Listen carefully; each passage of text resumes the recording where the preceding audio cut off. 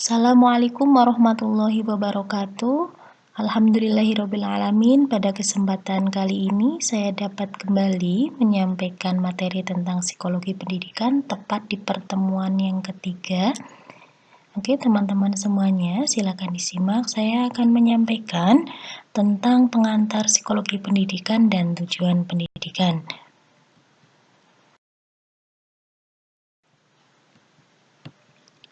Oke, yang pertama, konsep-konsep dasar psikologi pendidikan.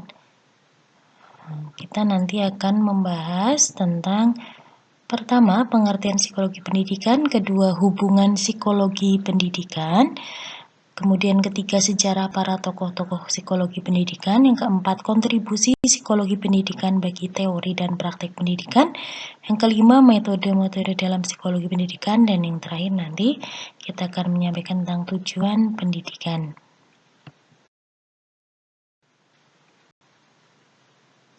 Pengertian psikologi pendidikan. Psikologi pendidikan merupakan cabang dari psikologi yang khusus mempelajari perilaku manusia dalam konteks pendidikan atau secara luas, bahasa lainnya umum. Psikologi pendidikan merupakan psikologi khusus. Psikologi pendidikan merupakan psikologi terapan yang diterapkan untuk memecahkan masalah-masalah psikologis dalam praktik pendidikan. Jadi dapat diambil kesimpulan, psikologi pendidikan merupakan cabang dari psikologi yang khusus mempelajari perilaku manusia dalam konteks pendidikan dan juga cabang psikologi yang diterapkan untuk memecahkan masalah-masalah psikologis dalam praktik pendidikan, baik untuk pendidiknya ataupun untuk peserta didiknya.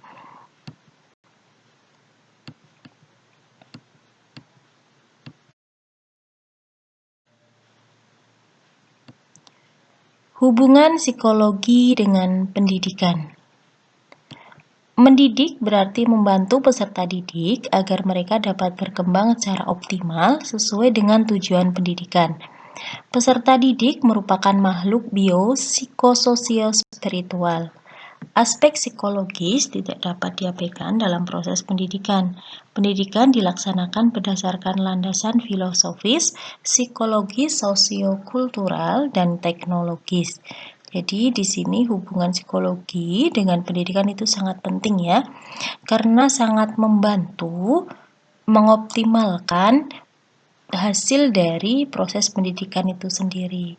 Karena tidak dapat dilepaskan bahwasanya manusia itu kan ya jiwanya kan beda-beda. Jadi di sini aspek psikologis itu sangat dinilai ketika proses pendidikan itu berlangsung. Maksudnya dinilai di sini adalah proses psikologis itu sangat menentukan dari hasil proses pendidikan. Walaupun di sini pendidikan itu sangat luas, tidak hanya membahas tentang pendidik dan peserta didik, baik sistemnya, tujuan pendidikannya itu juga sangat berpengaruh. Tidak hanya peserta didik dan pendidiknya yang berpengaruh dalam proses pendidikan, terutama hasilnya di sini. Gitu.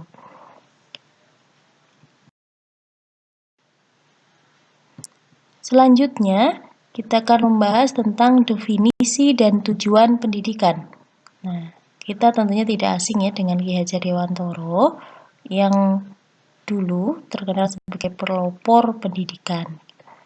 Menurut beliau, pendidikan adalah tuntutan segala kekuatan, kodrat yang ada pada anak-anak agar mereka sebagai manusia dan sebagai anggota masyarakat dapat mencapai keselamatan dan kebahagiaan yang setinggi-tingginya.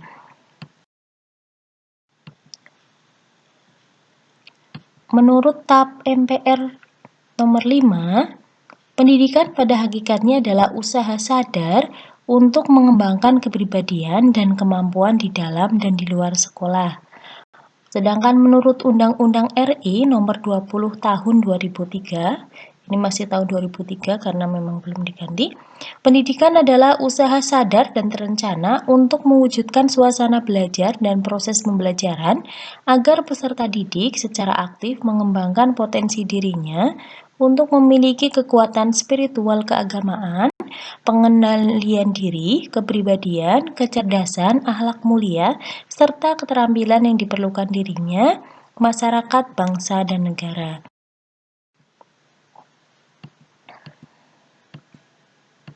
Kesimpulan dari pendidikan dapat diambil benang merahnya. Pendidikan adalah tuntunan, pimpinan, bimbingan yang dilakukan secara sadar atau sengaja oleh seseorang atau sekelompok orang kepada seseorang atau sekelompok orang. Kemudian tuntunan, pimpinan, dan bimbingan tersebut dilakukan dengan maksud membantu perkembangan si terdidik ke arah tujuan tertentu. Kegiatan pendidikan atau interaksi pendidik dengan peserta didik dapat terjadi di dalam maupun di luar sekolah. Jadi tidak hanya yang namanya pendidikan itu dalam sekolah, tapi di luar sekolah seperti lingkungan keluarga, sosial, dan lain-lain.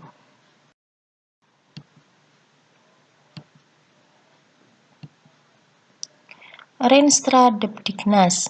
Visi Depdiknas, insan Indonesia cerdas dan kompetitif. Ini merupakan visi dari Renstra Depdiknas.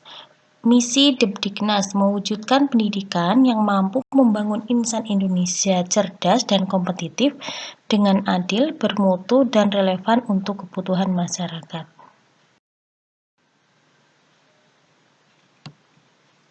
Nah, sekarang kita masuk ke dalam tokoh-tokoh yang berjasa terhadap perkembangan psikologi pendidikan.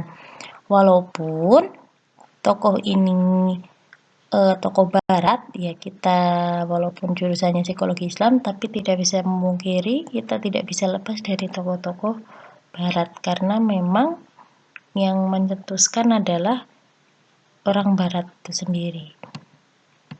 Yang pertama, tokoh Demokritus, kedua Plato dan Aristoteles, John Amos, kemudian J.J. Rousseau, John H., Francis Galton, Stanley Hall, William James, dan Alfred.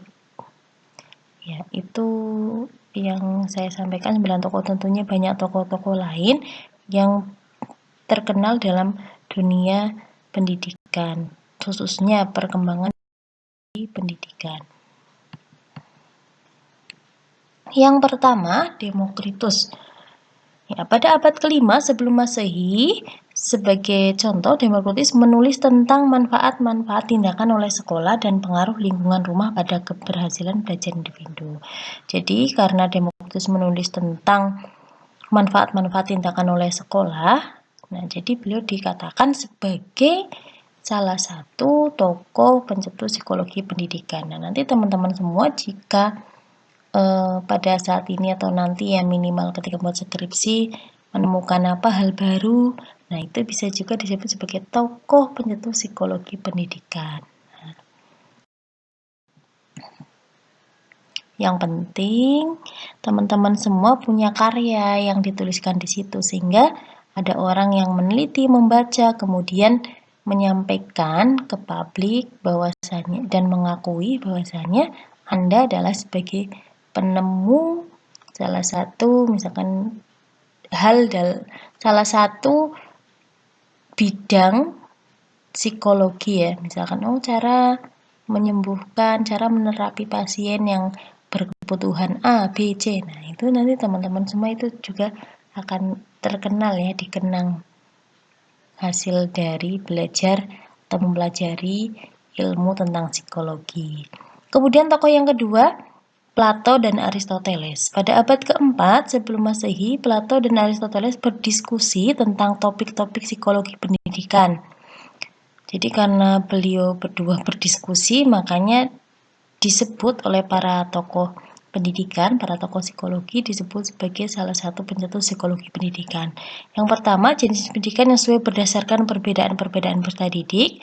Kemudian yang kedua, mendiskusikan tentang latihan-latihan jasmani dan pengembangan keterampilan psikomotor. Yang ketiga, bentuk-bentuk karakter yang baik. Yang keempat, kemungkinan-kemungkinan dan keterbatasan-keterbatasan pendidikan moral.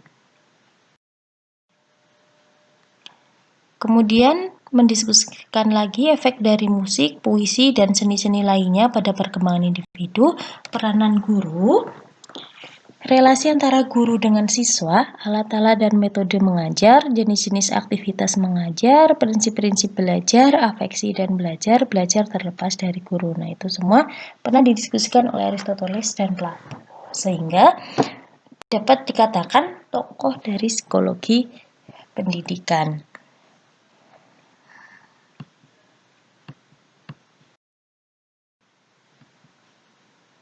Kemudian tokoh ketiga Johann. Ya, tokoh ketiga Johann, seorang ahli pendidikan dari Chekhov. Anak jangan dianggap sebagai miniatur orang dewasa. Nah, itu salah satu pendapat beliau. Kemudian pembelajaran hendaknya dapat menarik perhatian anak. Lakukanlah dengan menggunakan alat peraga sehingga anak dapat mengamati, mengalami dan menyelidiki. Jadi John Amos lebih fokus mengamati ke perkembangan pendidikan anak. Lanjut ke tokoh keempat, J.J. Rousseau. Beliau mengatakan segala-galanya baik ketika datang dari tangan Sang Pencipta, segala-galanya buruk dalam tangan manusia. Campur tangan orang tua atau dewasa terhadap perkembangan anak dapat menimbulkan masalah jika hal itu tidak dilakukan dengan hati-hati. Peran pendidik hendaknya membekali dirinya dengan pengetahuan tentang kejiwaan sesedik. Nah, itu salah satu pendapat. Salah dua ya, karena di situ saya tuliskan salah tiga, karena saya tuliskan tiga di situ. Pendapat J.J. Rousseau mengenai pendidikan.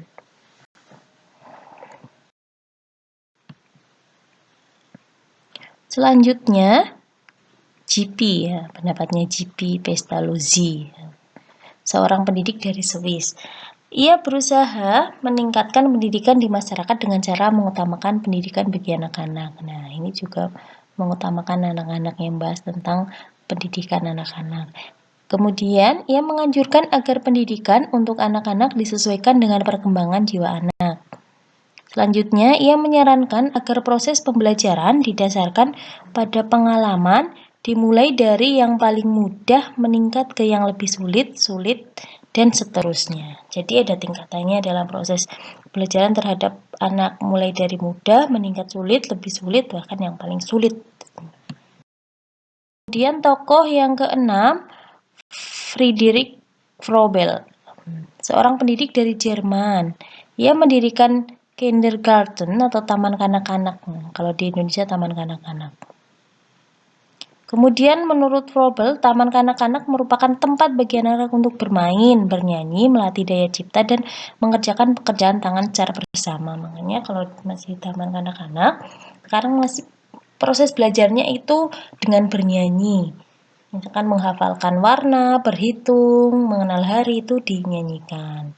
Teman-teman semua tentunya sudah mengalami itu ya. Bahkan ketika proses belajar dengan menyanyi, itu sampai sekarang masih ingat ya. Misalkan Senin, Selasa, Rabu, Kamis, seperti bagi anak-anak ya, itu sangat menarik. Atau 1, 2, misalkan kayak gitu. Itu mudah diingat bagi anak-anak daripada mengajar dengan 1, 2, dan lain-lain kayak gitu. Jadi anak-anak lebih suka dengan bermain, bernyanyi, nah misalkan dengan menempel gambar juga, mengenal warna dengan cara menempel gambar-gambar yang sesuai dengan warna-warna yang diinginkan oleh guru. Seperti itu. Selanjutnya, kontribusi psikologi pendidikan bagi pendidikan. Nah, kontribusi psikologi pendidikan bagaimana bagi pendidikan? Oke, yang pertama, kontribusinya dalam pengembangan kurikulum. Kemudian yang kedua, dalam pengembangan program pendidikan. Yang ketiga, dalam sistem pembelajaran. Dan yang keempat, dalam sistem evaluasi. Ini salah satu kontribusi psikologi pendidikan bagi pendidikan. Yang pertama, kontribusi psikologi pendidikan bagi pengembangan kurikulum. Nah, kita ketahui kurikulum adalah seperangkat pengalaman belajar yang direncanakan dan dilaksanakan baik di dalam maupun di luar sekolah untuk mencapai tujuan pendidikan. Nah, seperangkat pengalaman belajar yaitu kurikulum. Pengembangan kurikulum dilakukan dengan mempertimbangkan aspek-aspek. Nah, ini jika mengembangkan kurikulum itu tidak terlepas dari beberapa aspek. Yang pertama, karakteristik psikologis peserta didik. Nah, ini harus dipertimbangkan. Lagi-lagi kita mempelajari tentang psikologi pendidikan ya, jadi tidak bisa terlepas dari psikologis peserta didik maupun pendidik. Kemudian kemampuan peserta didik untuk melakukan sesuatu dalam berbagai konteks. Yang kedua, pengalaman belajar siswa. Kemudian yang ketiga, hasil belajar. Dan yang keempat, standarisasi kemampuan siswa. Jadi ketika mengembangkan kurikulum tidak bisa terlepas dari 4 itu tadi. Mulai dari psikologis peserta didik, pendidik, kemudian pengalaman belajar dari peserta didik, hasil belajarnya, standarisasi kemampuan siswa juga atau kemampuan peserta didik ya. Selanjutnya penyusunan buku ajar didasarkan pada segi-segi psikologis peserta didik. Semuanya harus dipertimbangkan.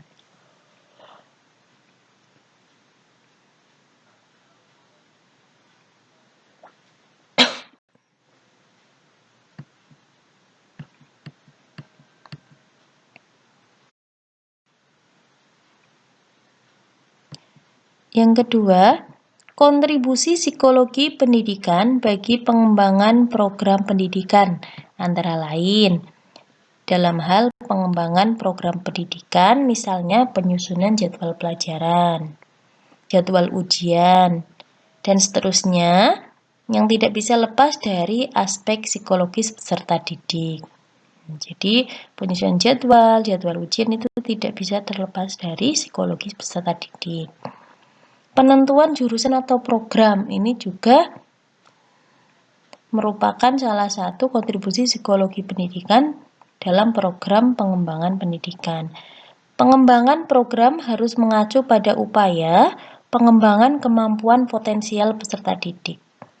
Di sini bakat-bakat ataupun kemampuan peserta didik itu harus dikembangkan, harus mengacu ke situ, terutama dalam hal ini dalam hal ekstra ya atau materi-materi tambahan kalau di Indonesia seperti itu. Jadi semua yang berkaitan dengan peserta didik itu disesuaikan dengan bakatnya atau potensi yang ada dalam peserta didik.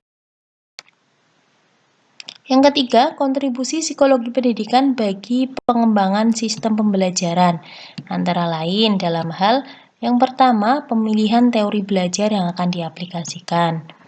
Yang kedua, pemilihan model-model pembelajaran. Yang ketiga, pemilihan media dan alat bantu pembelajaran.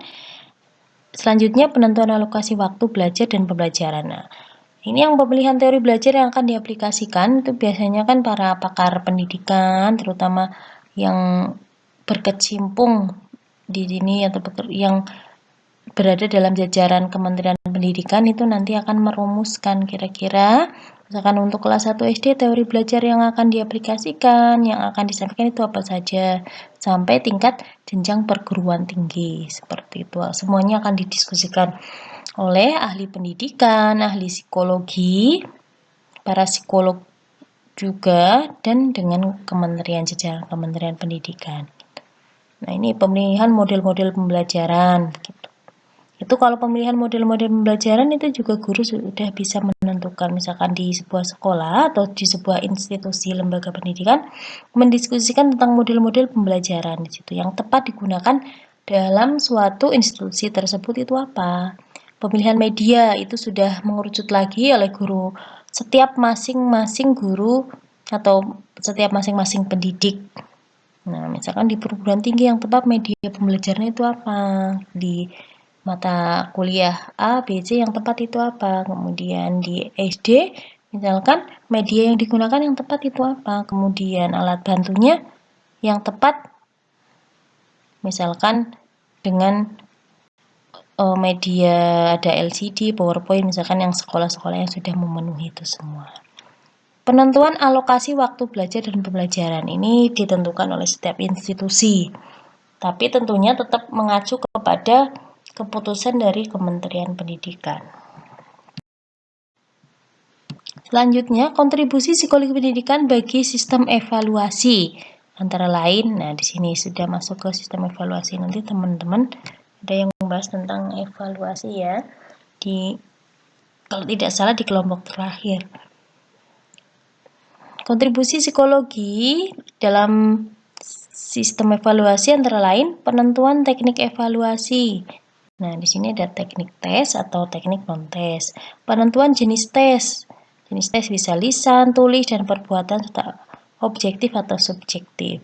Nah, teman-teman tentunya tidak sadar ya, misalkan, oh besok kita akan UTS, lisan, tulis, misalkan gitu. Itu merupakan salah satu hasil dari kontribusi psikologi pendidikan bagi sistem evaluasi. Tidak sadar ya kita tinggal menjalankan saja, padahal itu semua juga dulunya atau awalnya itu ditentukan berdasarkan keadaan psikologi dari setiap peserta didik. Misalkan ada dalam satu kelas itu peserta didiknya yang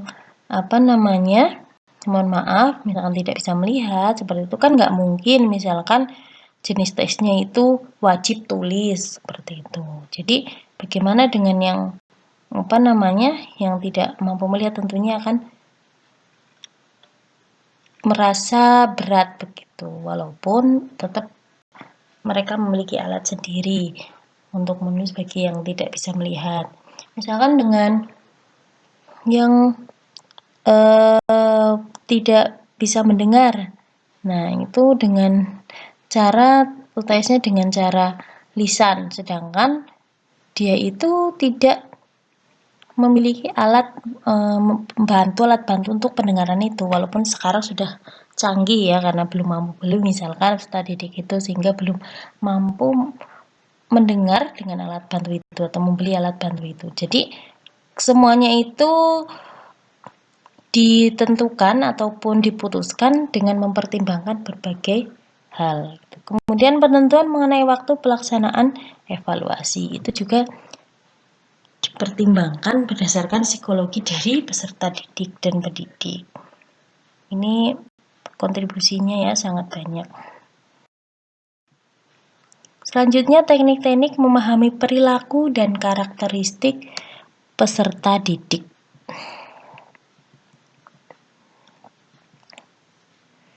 Oke, teknik memahami perilaku dan karakteristik peserta didik ada dua, teknik tes dan teknik non-tes. Oke, kita akan bahas satu persatu. Yang pertama, teknik tes. Dilakukan dengan alat yang valid dan reliable. Kemudian, yang kedua dilakukan dengan mengikuti aturan tertentu.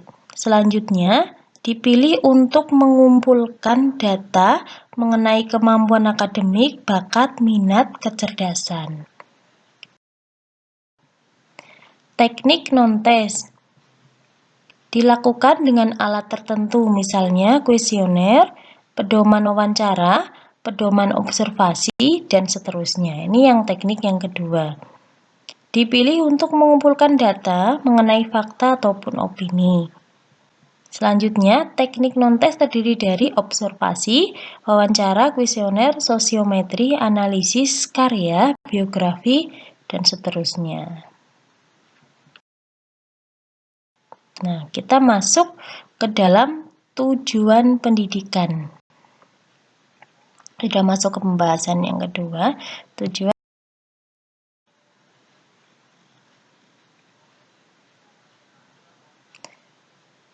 Tadi di awal sudah dijelaskan ya, bahwasanya pendidikan merupakan usaha sadar atau disengaja. Dalam hal ini berarti ada tujuan yang ingin dicapai. Pendidikan merupakan aktivitas yang berorientasi pada tujuan atau aktivitas yang bersifat teleologis. Lanjut, kita membahas tentang fungsi tujuan pendidikan.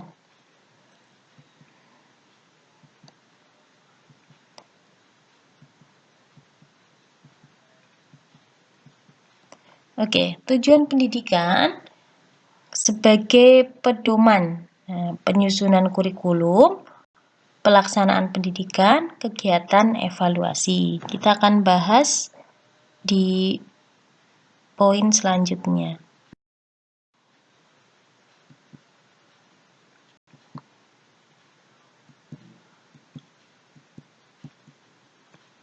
Oke. Hubungan tujuan pendidikan, kurikulum, BPP, dan evaluasi pendidikan. Nah, tujuan ini urutannya ya, tujuan pendidikan, kemudian kurikulum, proses belajar dan pembelajaran atau BP. evaluasi pendidikan. Nah, nanti semuanya itu akan mengerucut kepada tujuan pendidikan ya. Kurikulum, proses belajar, evaluasi pendidikan, nanti semuanya akan menghasilkan dari tujuan pendidikan.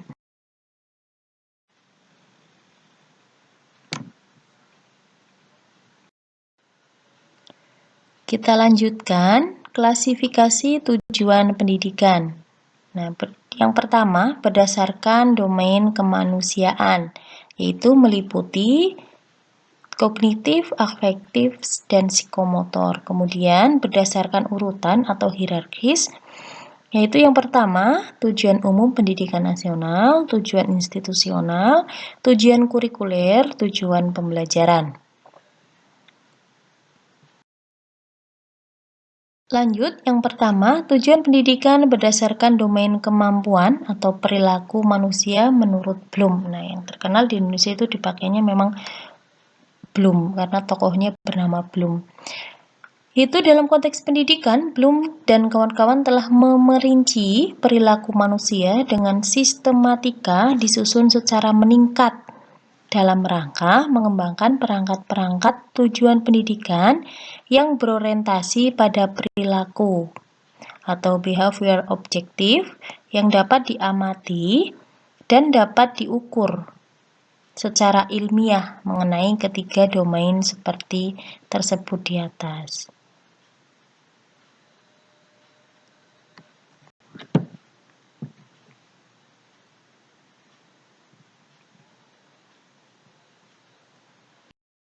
Kita lanjutkan ya. Secara garis besar, taksonomi perilaku menurut Bloom yaitu yang pertama, the cognitive domain, kawasan kognitif. Meliputi apa saja kawasan kognitif itu? Yaitu knowledge, pengetahuan, comprehension, pemahaman, application, penerapan, analisis, sintesis, memadukan, kemudian evaluasi. Nah, jadi tingkatannya itu ya, yang pertama pengetahuan, pemahaman, penerapan, analisis, memadukan, evaluasi. Taksonomi Bloom. Nah, di sini lanjutannya ya. Yang kedua, the affective domain. Kawasan afektif. Apa saja yang termasuk dalam kawasan afektif? Yang pertama, receiving, menerima, kemudian responding, sambutan, valuing, penghargaan, organization, pengorganisasian. Kemudian yang kelima, characterization, karakterisasi. Jadi di sini ada beberapa yang dinilai, mulai dari penerimaan, sambutan, penghargaan, pengorganisasian, karakterisasi. Kemudian yang ketiga, psikomotor domain, kawasan psikomotor ya, atau konatif. Meliputi yang pertama gerakan jasmani biasa, kemudian yang kedua gerakan indah, kemudian komunikasi nonverbal, perilaku verbal. Jadi kalau psikomotor itu lebih kepada gerakan dari peserta didik gitu.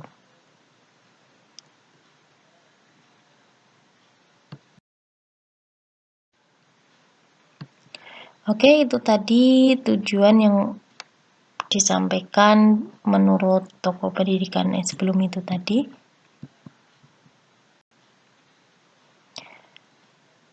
Kemudian kita masuk ke dalam tujuan pendidikan secara hierarkis. Tujuan umum pendidikan nasional, tujuan institusional, tujuan kurikuler, kemudian tujuan pembelajaran. Kita akan kupas satu persatu, yaitu yang pertama, tujuan umum pendidikan nasional.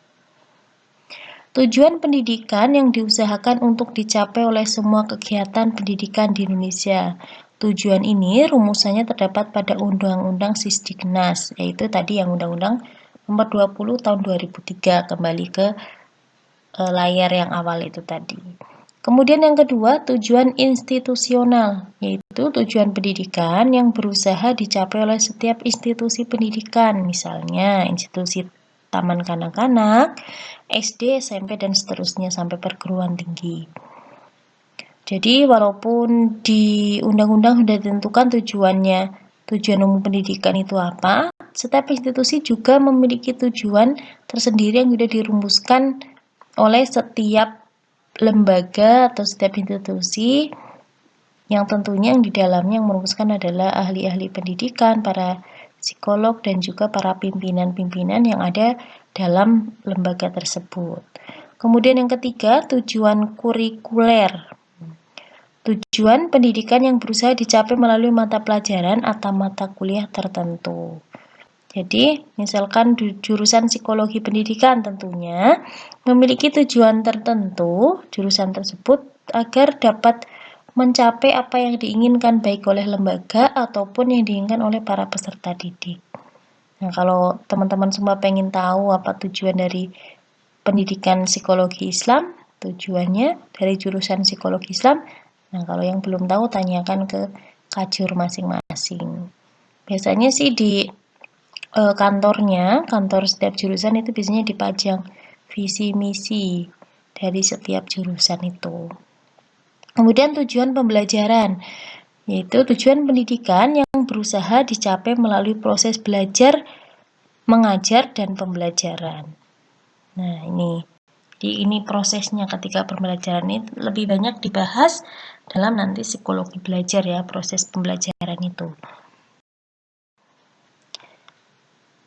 Oke teman-teman, cukup sekian dari saya. Itu tadi penyampaian mulai dari pengantar psikologi pendidikan sampai kepada tujuan pendidikan. Nah, semoga apa yang saya sampaikan bermanfaat. Bagi nanti teman-teman yang ingin bertanya, silahkan didiskusikan di grup yang kita pakai ya, baik di e-kelas ataupun di grup WA. Oke, sekian dari saya. Terima kasih atas perhatiannya. Mohon maaf apabila ada salah atau kekurangan. Wabillahi taufiq wal hidayah. Wassalamualaikum warahmatullahi wabarakatuh.